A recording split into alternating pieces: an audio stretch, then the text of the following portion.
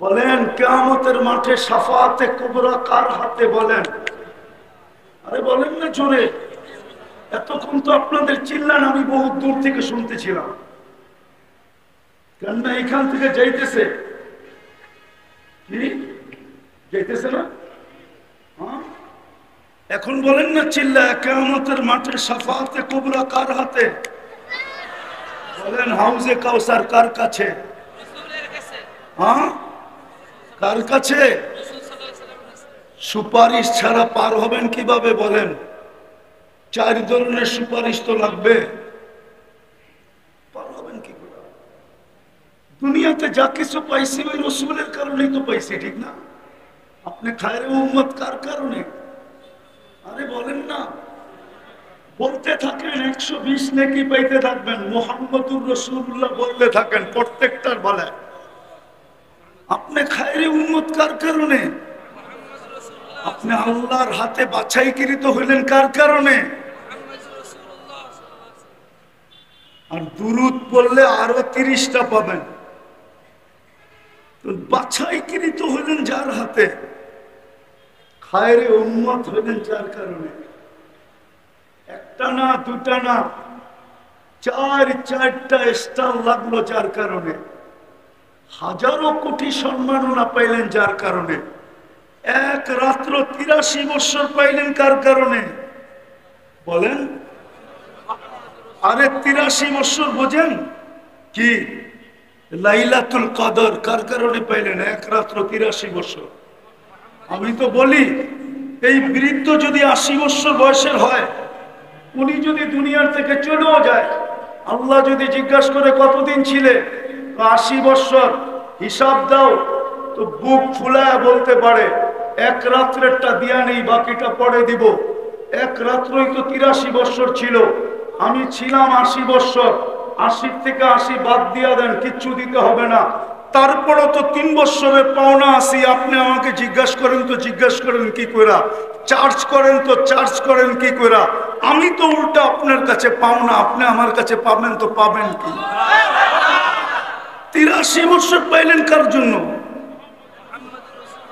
أعوذ بالله من الشيطان الرجيم بسم الله الرحمن الرحيم ما كان محمد أبا أحد من رجالكم ولكن رسول الله وخاتم النبيين وقال رسول الله صلى الله عليه وسلم لا يؤمن أحدكم حتى أكون إليه أحب من والده وولده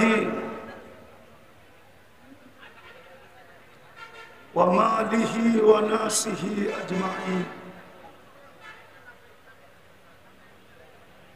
أو كما قال عليه الصلاة والسلام। ঢাকা রায়েরবাগ ঐতিহাসিক খতমে নবুয়ত সম্মেলনের সম্মানিত সভাপতি, উপস্থিত উলামায়ে কেরাম, খতমে নবুয়তে বিশ্বাসী মুসলমান ভাইয়েরা, যেই পর্যন্ত লাউড স্পিকারের আওয়াজ পৌঁছতেছে, জানি না শোনার সুযোগ আছে কি নাই। যদি থাকে তো পর্দার অন্তরালে মা ও বোনেরা, কোরআন হাদিস থেকে যতটুকুই তেলাওয়াত করলাম, আশা রাখি একই সামনে রেখে কিছু কথা রাখবো। সাথে সাথে সকলের কাছে হাত জোর অনুরোধ থাকবে, কথাগুলো যত বেশি মনোযোগ দিয়ে শুনতে পারি। কেননা আল্লাহর হুকুম, ফাস্তামিউ ইদা কুরিয়াল কোরআন ফাস্তামিউ, যখন কোরআনী কথা বা কোরআন পড়া হয় তো মনোযোগকে উজাড় করে দিয়া শুনো। দ্বিতীয় আল্লাহর হুকুম হলো আনসিতু, বিলকুল পরিবেশটাকে নিঝুম করে শোনো। যদিও হাইওয়ের পাশে গাড়ি ঘোড়ার আওয়াজে ততটুক নিঝুম হবে না, কিন্তু আমরা যারা আছি তারা যদি নিঝুমতার সাথে শুনি, তাইলে আল্লাহর হুকুম পুরা হবে। আর আল্লাহর হুকুম পুরা হইলেই লাআল্লাকুম তুরহামুন হবে, রহমত হবে। এই জন্য সবার কাছে হাত জোর অনুরোধ থাকবে, যত বেশি মনোযোগ দিয়ে শুনতে পারি। প্রথম বুঝার বিষয় আছে